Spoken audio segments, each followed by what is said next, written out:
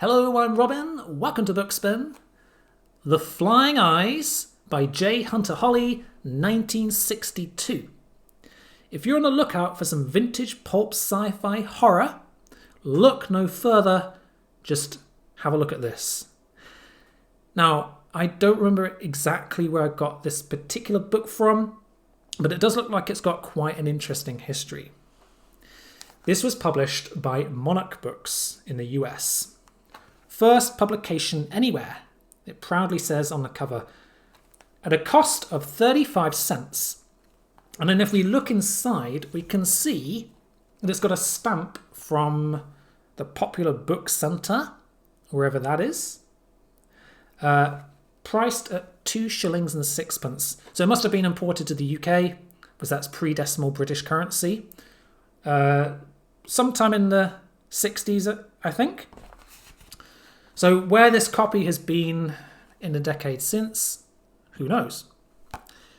Now, you may be wondering about the author, J. Hunter Holly. Her real name was Joan Carol Holly, and she was an American SF writer active from the late 1950s to the mid-70s, who seemed to have an output with running themes of alien invasion, doomsday scenarios, and general sci-fi horror. At least that is my impression from looking at her Goodreads page. She's kind of faded into obscurity in a decade since. However, Ira at SF Words of Wonder, quite recently in a review a few months back, he spoke pretty highly of her novel, The Mind Traders. As for this book, though, The Flying Eyes, what we have here is a fast-paced sci-fi horror with some definite kind of B-movie creature feature vibes going on. And what you see on the cover image is pretty much exactly what you can expect. So the novel opens up with a stadium scene in which we get introduced to the main characters, 3 friends watching a football game. Very quickly, weird things start happening. A great roaring light passes over town. There is an explosion in the woods nearby, but most alarming and most bizarre of all, a horde of flying eyeballs, disembodied eyes, 6 feet long, appear out of nowhere and descend from the sky onto the crowd, causing mass panic. And this is where it all kicks off. There's a rush to escape the stadium, but some unfortunate souls get left behind, and these people get hypnotized by these ocular monstrosities, and they're induced into a trance-like zombified state. The eyes then proceed to lead their victims into a black pit in the forest for a purpose as yet unknown.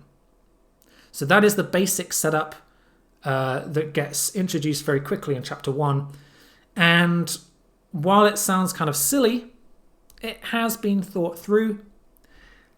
At its heart, this is an alien invasion story. These are not just random apparitions that come out of nowhere. The eyes have come to Earth for a specific purpose, and there is a reason that they manifest in this bizarre and horrific form. Uncovering the mystery is a key driver of the plot. And while the explanation is inevitably very far-fetched, it's nothing if not intriguing. And so we move on to the protagonist, whose name is Link, and he is an employee of the Space Research Lab. And witness to the episode in the stadium as he attempts to unravel what's going on. So there are a lot of mysteries here. What exactly are the eyes? Where do they come from? What do they want? and what is happening to the townspeople that they are capturing and, kidnapping, taking to their lair. Unlocking these mysteries is essential to resisting the eyes, because simply fighting back against them physically is futile. The eyes have instant self-healing properties and can survive any bullets or explosives that they are subjected to without a scratch. And while they are relatively few in number and limited to this one American town, we soon learn that their actions and their intentions pose a much greater threat to humanity as a whole. And little by little, the eyes prey on whatever groups of survivors they can find in this town and hypnotize them and lure them back into the forest, while most people lock themselves up in their homes.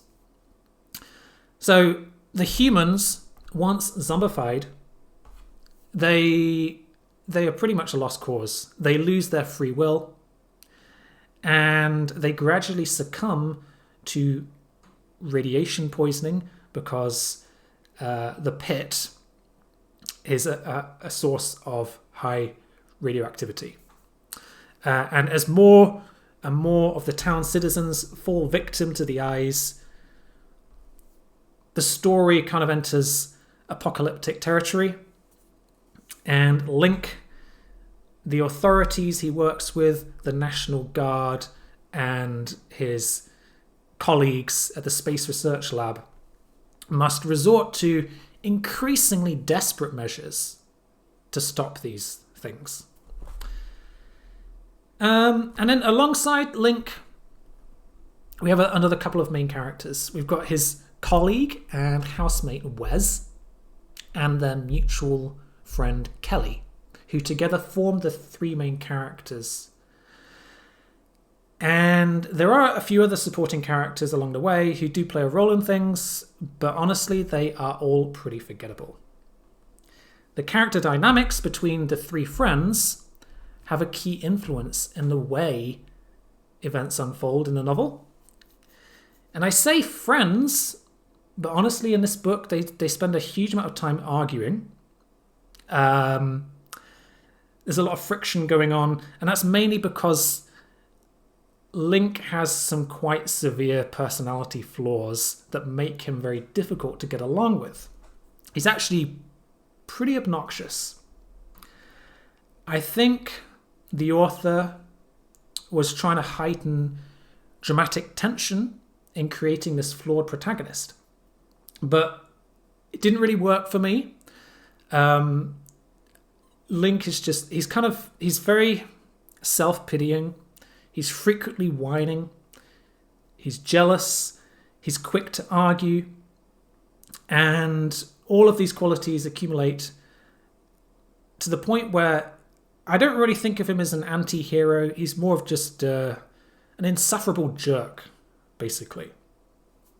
His one saving grace is his relentless determination to find a solution to stop the eyes. And to be fair, we do get a bit of a redemption arc going on. All the while, his friend Wes is very different in character. He is the model of patience and restraint, and a much necessary calming influence in their relationship. Seems like a bit of a strange combination of characters, because they're total opposites, really. And then we have Kelly, the one female character in the novel, who doesn't seem to serve any purpose other than to act as a romantic interest and thus spark off an inevitable love triangle with Link and Wes. So we get a bit of soap opera going on as a distraction while civilization is crumbling around them. Honestly, Kelly feels pretty shallow as a character, and the whole romantic tension feels very stilted to me. And in fact, I didn't really care for any of the characters. All that aside, it is a short novel and it's fast-paced. And the character development choices, while they are questionable, they do at least serve a purpose in Link's decision-making choices, which ultimately affect his investigation of the eyes. The true nature of which is even more monstrous than at first appears. There are some great twists and reveals, and it actually works pretty well as a sci-fi horror mystery. It also gets surprisingly dark and violent, more than I was expecting, and Holly is not afraid to pile up the body count. So if you can overlook the questionable characterization, there's quite a lot to enjoy in here. It's a fast-paced, outlandish and entertaining romp. And if you're a sci-fi fan or a horror fan, especially of the pulp variety, I don't think you'll be disappointed. I give The Flying Eyes 3 stars. Thank you for watching, and I'll see you again soon for some more science fiction content.